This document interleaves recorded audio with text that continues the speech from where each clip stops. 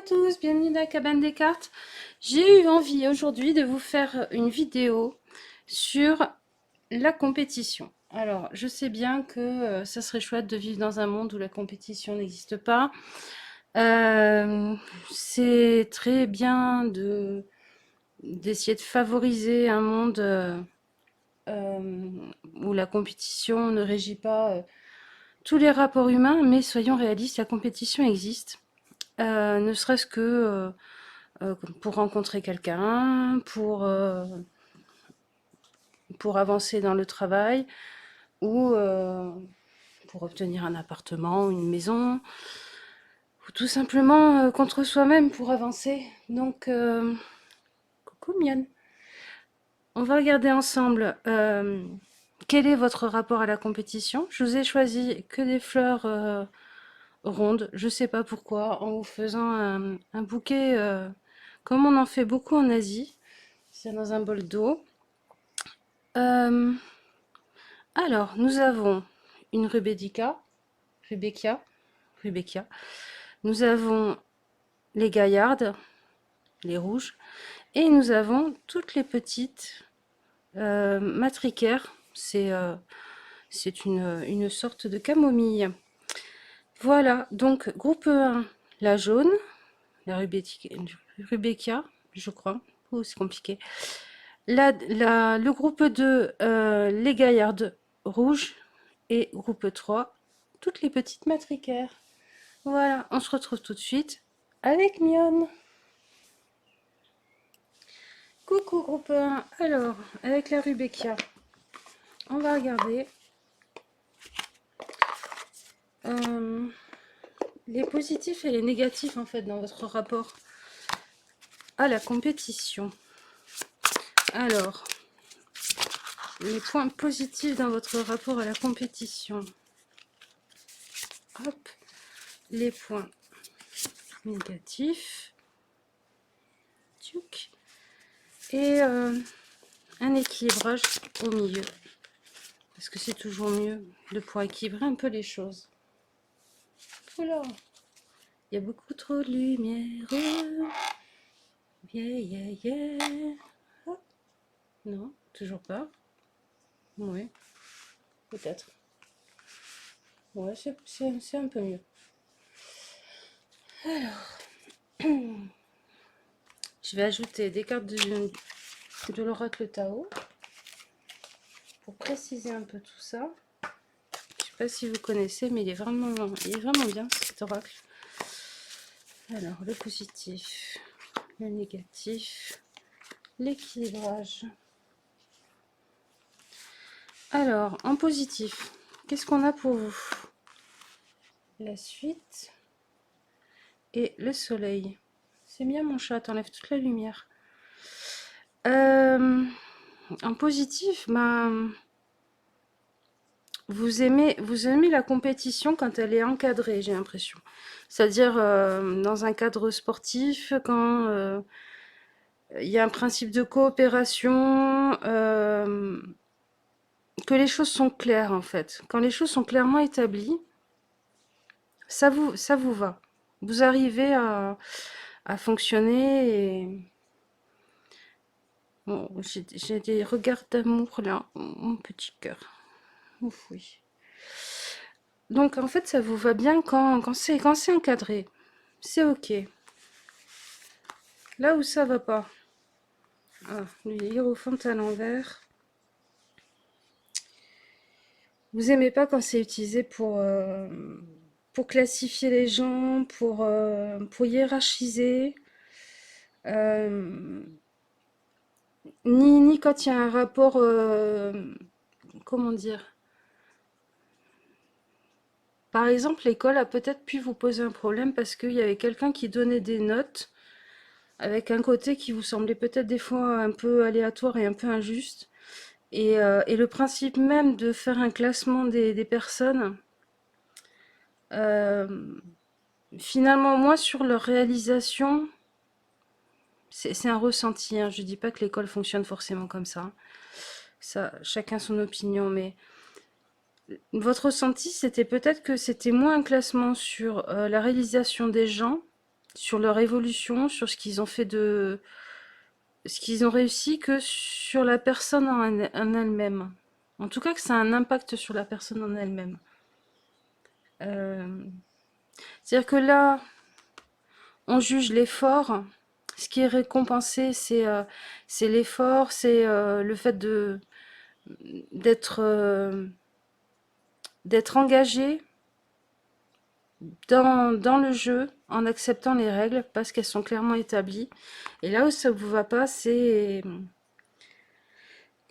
quand, quand ça devient un empêchement au fait de grandir. Le problème, c'est que du coup, là, vous avez un souci avec la hiérarchie, je pense.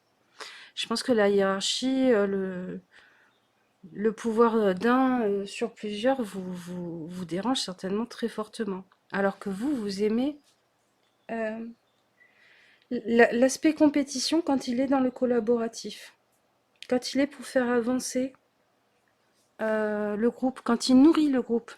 Ça peut être une compétition de un chacun pour soi, mais du moment que ça va nourrir, par exemple, par le jeu, euh, la joie, le lien social et tout ça, ça vous va.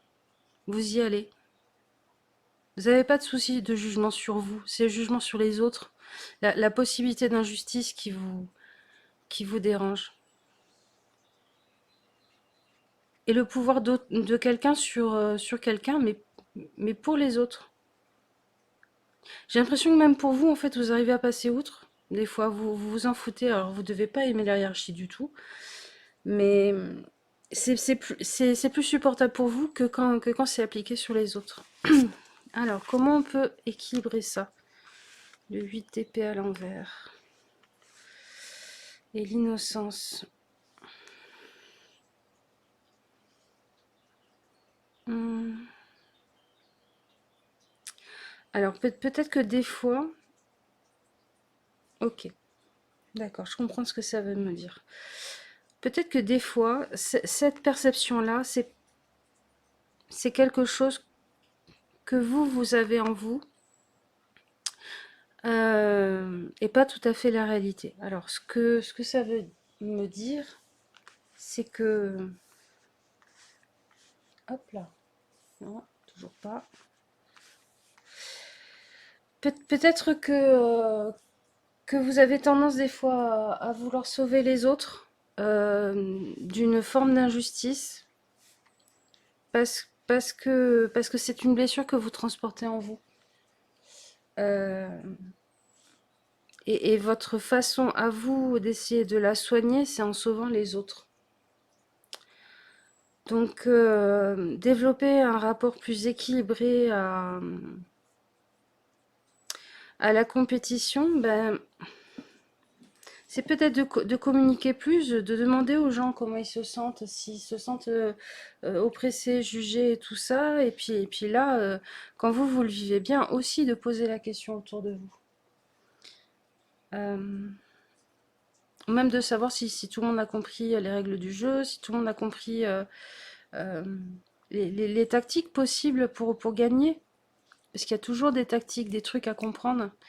Et là, vous le comprenez, là, vous le comprenez aussi, sauf que là, ça vous va parce que ça vous semble construire le collectif, et là, ça vous va pas parce que ça vous semble détruire et attaquer l'individu. Mais finalement, c'est pas toujours tout ça ou toujours tout ça. Il y a des situations où vous aurez l'impression que c'est en train de construire le groupe et puis en fait il y aura un individu qui le vivra peut-être mal et vous vous en rendrez pas compte. Il faudra mettre un peu de ça là-dedans. Et là, il y a peut-être des situations où vous avez l'impression que c'est en train de juger, de classifier, de casser pour que ça rentre dans des cases les gens. Et alors qu'en fait, peut-être que les gens, ils sont en train d'y vivre un petit peu ça là-dedans. Donc, équilibrer le plateau, demander tout simplement, poser la question, avec innocence, avec franchise et simplicité.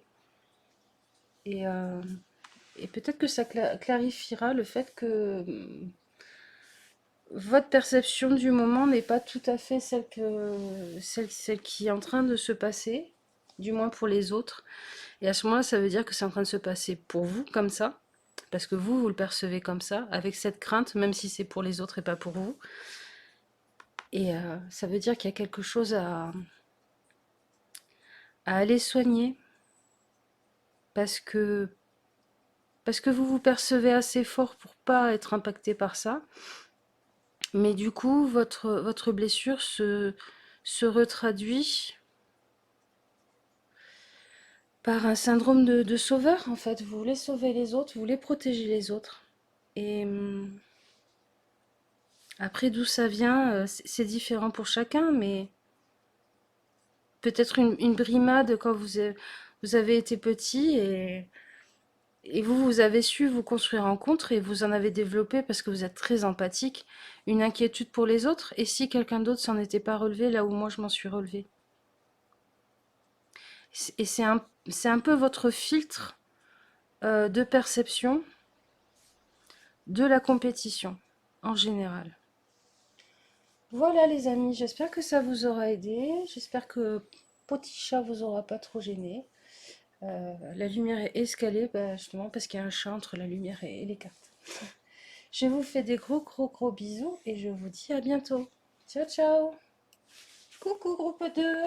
Alors, avec Mion, avec le petit chat, on va regarder la balance de votre rapport à la compétition.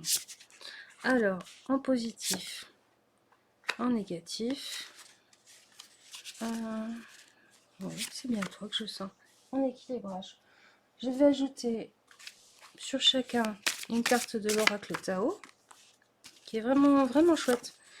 Qui est un oracle un peu ancien, mais qui est extrêmement bien construit. C'est toi. Oui, c'est toi.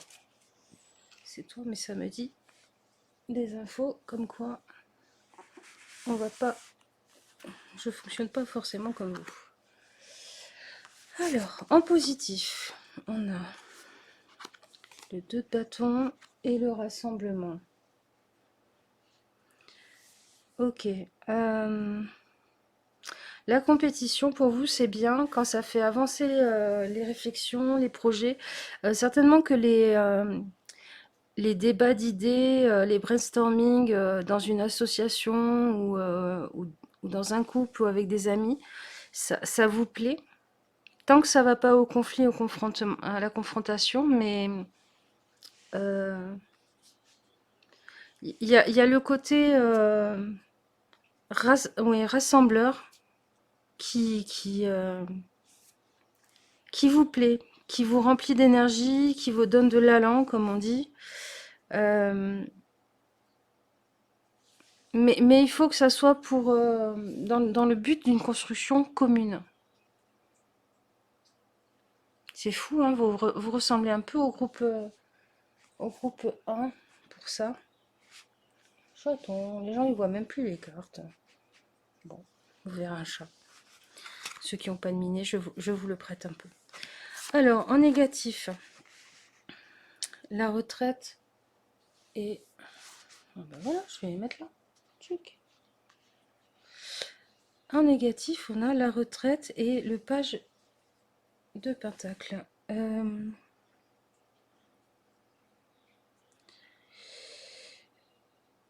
Alors, ouais, ça m'avait dit que ça me ressemblerait pas.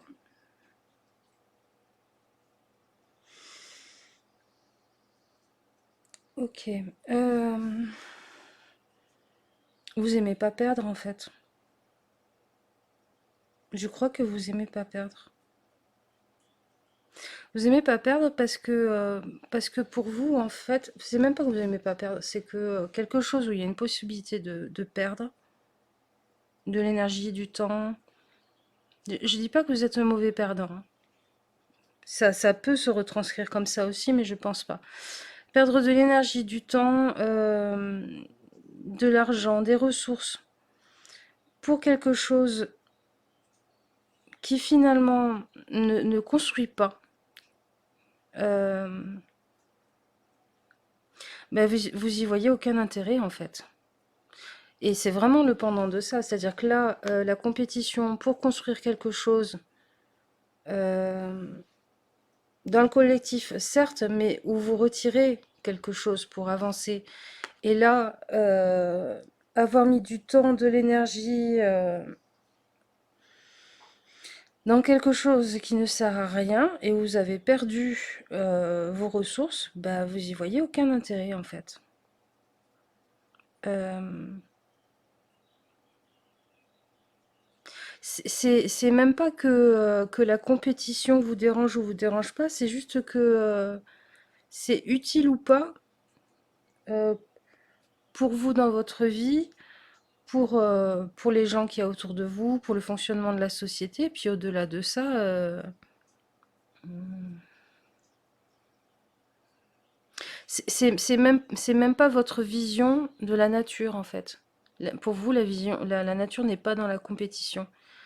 Elle est, euh, elle est soit dans la coopération, c'est-à-dire les symbioses, enfin, tous ces rapports-là, soit gagnant-gagnant, soit gagnant neutre, soit gagnant-perdant, mais c'est pas. Ou perdant-perdant, des fois aussi, ça existe. Il y a un super bouquin là-dessus d'ailleurs qui s'appelle Jamais seul. Je sais pas si vous connaissez, mais c'est assez passionnant. Mais en fait, pour vous, c'est pas une histoire de compétition. C'est pas une histoire d'individus qui misent des ressources. C'est une histoire de cycle, de ça doit être comme ça, de ça servira forcément à quelque chose. Vous le voyez pas comme une chose finie. En fait. C'est pas. Il y a, y a il y a, un affrontement, une compétition, et puis bouf, bim, il y a un perdant, un gagnant, et on s'arrête là. C'est. Il y a quelque chose qui se passe, il y a de l'énergie, de l'argent, des ressources, de la nourriture, que sais-je, qui est misé. Il y en a un qui remporte la mise, l'autre qui remporte pas. Bah, chacun va poursuivre l'histoire et n'est pas défini par cet événement. Je sais pas comment vous l'expliquer mieux. Alors, comment on pourrait l'équilibrer?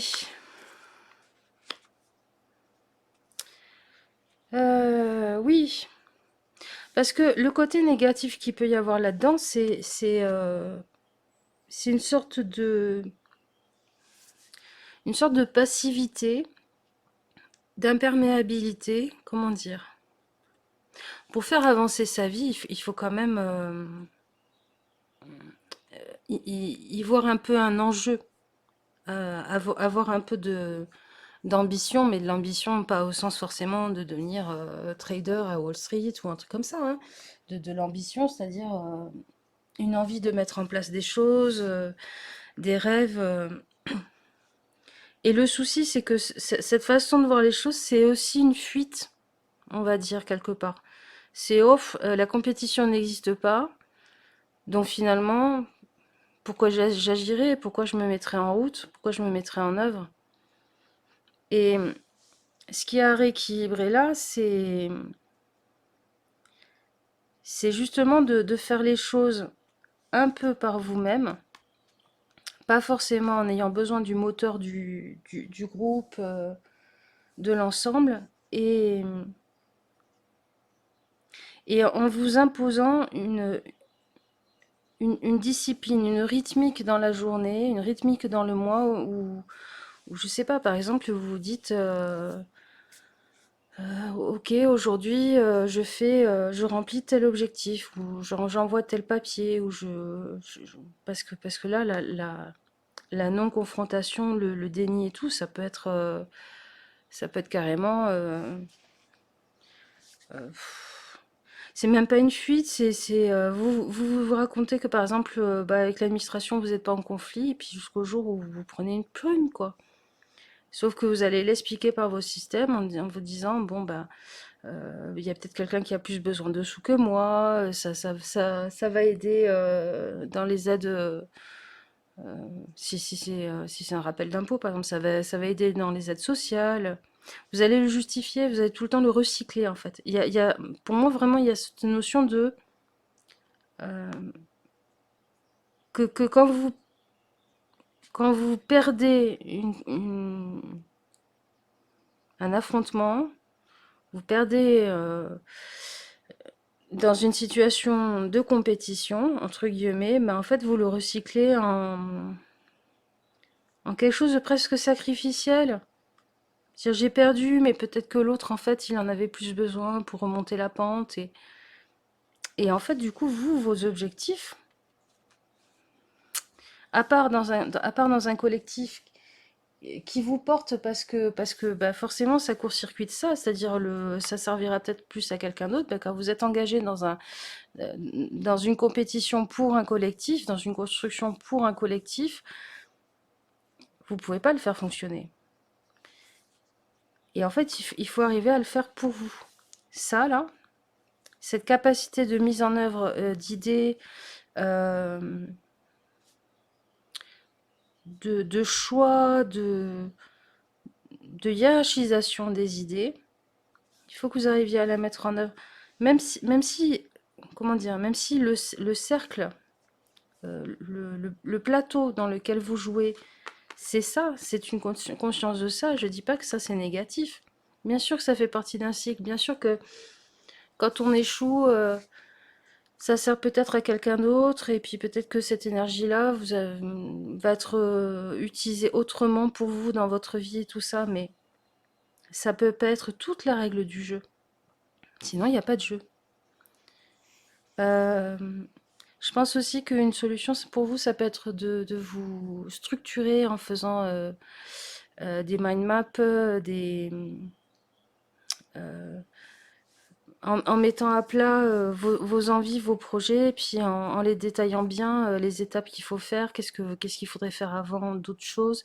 Et du coup, ça vous donne des micro-points à réaliser. Et finalement, c'est peut-être la compétition avec vous-même que vous fuyez un peu. Par peur de l'échec, par confort, enfin je sais pas pourquoi, mais c'est peut-être ça, que vous fuyez un peu avec cette explication qui est très noble, qui est très belle, mais qui là est poussée à l'extrême et donc est une fuite et vous dessert. Voilà les amis, je vous fais des gros gros bisous, on vous fait des gros gros bisous et des ronrons, et je vous dis à la prochaine. Ciao ciao. Et coucou groupe 3, vous avez choisi le collectif de Matricaire. La matricaire, c'est une sorte de camomille, à savoir qu'elle est très très bien pour les migraineux. Et certains disent qu'elle aurait des qualités anticancérigènes, je crois. Il faut relire des études là-dessus. Alors, la compétition, le positif, le négatif, ah non, le négatif, et l'équilibrage. Je vais ajouter des cartes de l'oracle Tao sur chacun des tas. C'est fou, à chaque fois j'ai envie de la mettre au milieu. Et en fait, elle va là. Ça m'a fait pour la carte de tarot aussi. Alors, en positif. Oh, pardon mon chat. C'est la carte qui était attaquée. Vilaine carte. Vilaine carte. Alors, chevalier de pentacle. Et on a la retraite. Ah. Non, elle est sortie pour un autre groupe, mais à une autre place. Alors, en positif, vous faites avancer vos projets avec ce chevalier d'écu. Vous êtes tenace, vous savez où aller chercher des ressources pour faire avancer les choses et vous êtes perfectionniste, mais en même temps, vous savez prendre du repos et lâcher prise quand il faut. Vous savez choisir vos batailles en fait. Voilà, c'est ça qui me vient. Vous savez choisir vos batailles pour gagner la guerre. Vous avez un objectif à long terme, ça c'est clair. Vous savez qu'il faut passer par des moments de compétition, d'affrontement, Voilà, parfois il va falloir défendre votre steak, mais vous le faites pas à n'importe quel prix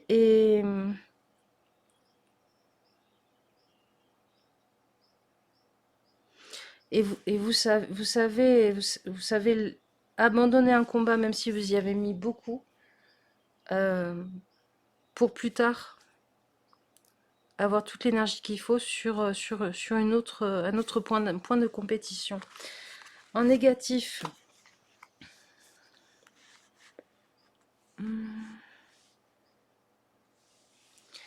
alors en négatif, c'est que des fois, peut-être que vous manquez un peu de générosité. Alors, dit comme ça, c'est pas sympa, ça fait un peu bim dans ta tête. Euh, Pas parce que vous n'êtes pas quelqu'un de généreux, mais parce que vous êtes très focus sur vos projets, sur comment les mettre en place. J'y vois quelqu'un comment dire, de gestionnaire, de très bon gestionnaire sur la durée, sur la longueur. C'est-à-dire que vous savez ce qu'il vous faudra comme ressources à chaque point. Et en fait, vous faites des échéanciers, vous faites voilà, vous savez que à telle étape de votre parcours, il va falloir vous confronter à telle chose et qu'il vous faudra telle et telle ressource pour pouvoir le faire bien et tout. Le problème, c'est que du coup, vous êtes très focus sur vos buts et tout ça, et vous voyez peut-être pas des fois les gens autour de vous et leurs besoins émotionnels. Euh,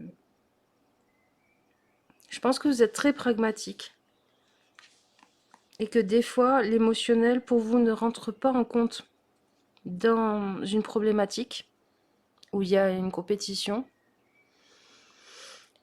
Alors qu'en fait, si la personne en face de vous, elle y met de l'émotionnel, alors à l'extrême, vous pourriez voir ça comme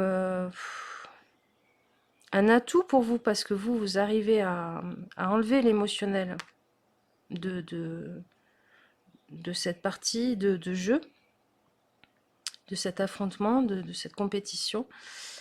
Et le souci, c'est que si c'est des proches, si c'est des collègues et tout ça, ben, dans le jeu social, dans le jeu relationnel et tout,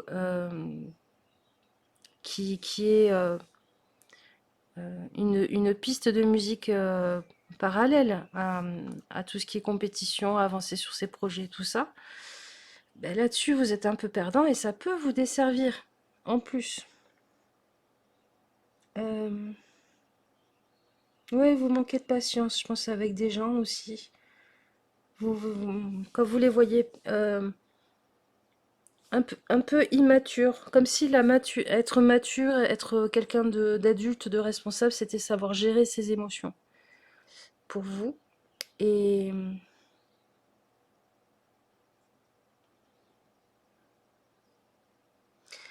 et peut-être que vous avez un peu peut-être que des fois vous mettez un peu dans le nez aux gens sans vous en rendre compte. Alors que si vous fonctionnez comme ça au niveau émotionnel, dans les apparences, dans la confrontation, dans le conflit avec les autres, dans la compétition avec les autres, ça veut dire que c'est vous qui ne savez pas gérer votre émotionnel. Parce que si vous saviez gérer votre émotionnel, il serait votre allié. Il serait dans la besace de ce chevalier de Pentacle. Le rééquilibrage qu'on nous propose, je suis désolée, hein, c'est jamais des tirages bisounours que je vous fais. Hein, de toute façon, c'est pas ma nature. Donc, il y a assez de chaînes pour ça. Assez d'autres chaînes pour ça. Alors, le rééquilibrage. Euh, il serait bien de sortir de l'illusion que ce qui vous fait avancer, ce qui vous fait gagner vos compétitions, c'est l'épuisement, une certaine violence vis-à-vis de vous, en fait. Ça peut se passer dans la, ça peut se passer dans la douceur. Voilà. Euh, le point positif là, c'est que vous savez quand ne pas continuer un combat et tout, mais quand vous vous y engagez, c'est en vous faisant violence en fait, au niveau émotionnel, et je pense qu'il faut y ramener de la douceur.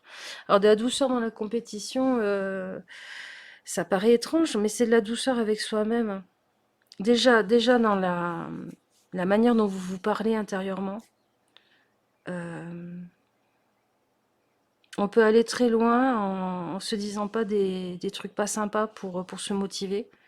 Au contraire, on peut se dire des choses sympas. Mais quand on se dit des choses sympas, ça veut dire qu'on accepte son émotionnel comme son allié. Donc en fait, c'est une boucle, c'est circulaire. Euh, oui, parce que là, stress, surcharge, épuisement, du coup, vous mangez pour gérer vos émotions. Euh, il doit y avoir un contrôle très fort sur le corps. Ou en tout cas des critiques à vous-même très dures sur le corps, parce qu'en fait, quand on gère pas ses émotions avec son conscient, avec sa tête, c'est le corps qui essaie de le gérer. Seulement, le corps, il le gère comme il peut, c'est-à-dire en les stockant dans de la graisse ou en gérant les colères et les peurs dans des ulcères. Donc, ouais, un peu de douceur dans tout ça. Parce que vous n'avez pas de problème avec la compétition, vous avez un problème dans la perception de vous en tant que compétiteur si vous y intégrez cette part euh, émotive, votre enfant intérieur en fait. Voilà. Peut-être qu'il faut y ramener un peu de jeu, un peu de légèreté qui nourrira justement cet enfant intérieur, qui vous apprendra à lâcher un peu prise et puis à vous amuser. À vous amuser, c'est-à-dire que vous avez un échéancier, vous avez une idée claire et précise de où vous voudriez aller, mais peut-être que si vous cochez pas une étape en passant pas par la porte, vous passerez par la fenêtre, ou en grimpant dans un arbre, ou en faisant une cabane dans un arbre. C'est amusez-vous aussi du parcours, parce que au final, vous pourriez être déçu de la médaille à la fin. Vous aurez gagné la compétition, oui. La manière dont vous y serez allé vous aura plutôt épuisé et pas fait du bien. Et, euh, et la médaille pourrait être amère. Voilà les amis, je vous fais des gros bisous. On vous fait des gros bisous et des ronrons. Et, euh, et je vous dis à la prochaine. Ciao ciao.